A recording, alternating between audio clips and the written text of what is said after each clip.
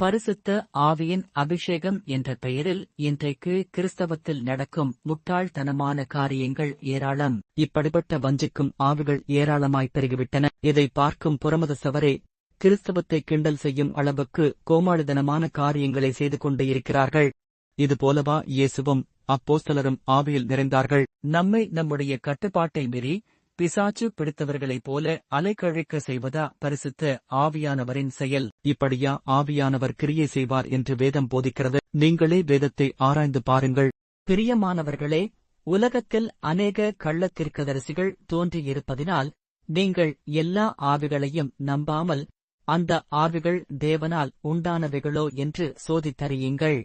இதுபோன்ற கிறிஸ்தவ விழிப்புணர்வு வீடியோக்களை தொடர்ந்து பார்க்க சப்ஸ்கிரைப் செய்து கொள்ளுங்கள்.